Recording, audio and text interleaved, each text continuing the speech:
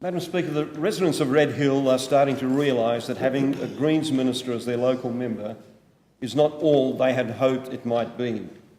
As the Red Hill residents' own media release of 3 April says, and I quote from it, "Red Hill residents have been informed by Mr Shane Rattenbury, Greens MLA, that he will support the Barr government once again in their push to put high-density housing in the middle of Red Hill.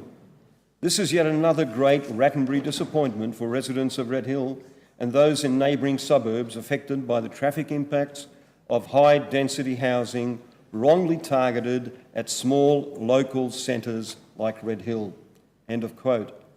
The Canberra Liberals moved the disallowance motion during the last sittings because of the local residents' very real concerns for their area about what the government was proposing to do to it. We believe the residents have every reason to be concerned, and their objections to the various options on offer have great merit. Let's be honest, the area in question is a valuable piece of real estate. It is a 5.3 hectare site in arguably one of Canberra's best suburbs. For decades, the maximum height of the buildings on that site has been 3 stories. So when the government announced changes to the area to allow, in effect, as many dwellings as they can fit on the site, 5+ storey heights, 4-storey buildings within 3 to 6 metres of fences of neighbouring dwellings, and no inclusion of the usual 21.5 metre height limit. Is it any wonder that the residents rallied to object? We all know the ACT Labor government is short of money, so why wouldn't they look enviously at maximising returns on such a valuable site? Mr Rattenbury has offered his usual line of consulting with the community to listen to their concerns, and the Canberra Times loyally reported how he had forced a compromise, persuading the government to beef up design guidelines. These include assurances that if basements are higher than 1 metre, they will count as a storey, thus addressing one of the residents' concerns. Other compromises include character guidelines to enhance solar access and for building predominantly engaged at street level, and that there should be a clear hierarchy of public and private zones. Mr Rattenbury has also suggested that there will be some further technical amendments agreed after today.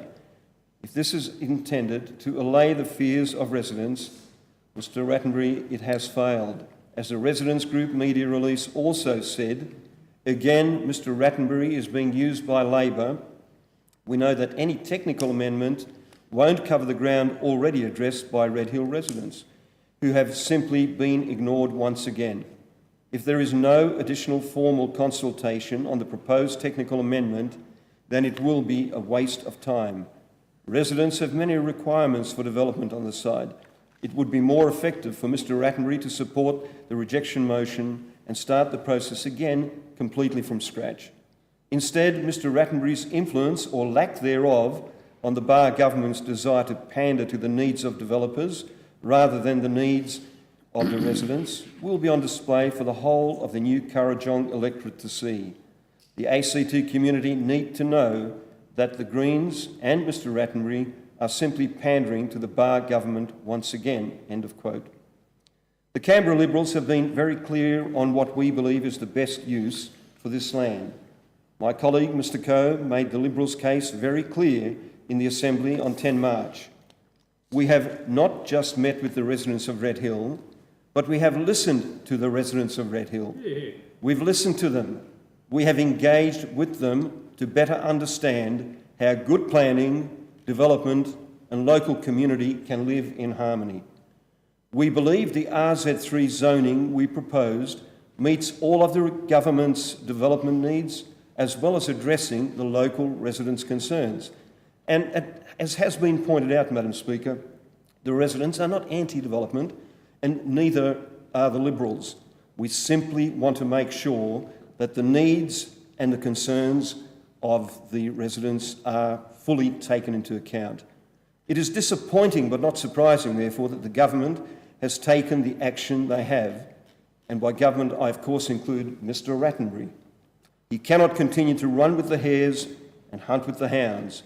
His own constituents are working that out. He has failed them in Manuka, and now he has failed them in Red Hill. To paraphrase Melissa Bennett from the Red Hill Residents Group on ABC Radio yesterday, we have an election in October.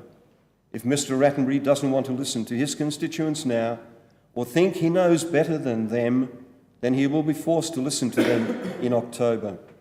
And the glossy brochure, circulated to local Red Hill residents in the last few days, patronisingly claiming that their feedback has been valuable, will be to no avail. I want to place on record my appreciation and recognition of the commitment of residents in the area. To Melissa Bennett, to Stuart Rogers and others, I say thank you for being so willing to give up your time to fight for your suburb.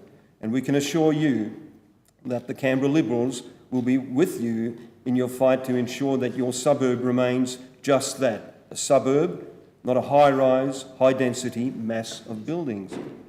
Consultation, Madam Speaker, needs two elements to be successful. One is the presentation of the facts or plans, and the second is the preparedness to listen to counter views and feedback from the community. This government and this Greens minister has failed miserably in this regard time and time again over the past 4 years, and this Red Hill issue is the latest example of their continued failure. The question is that the motion be agreed to. Mr Gentleman. I thank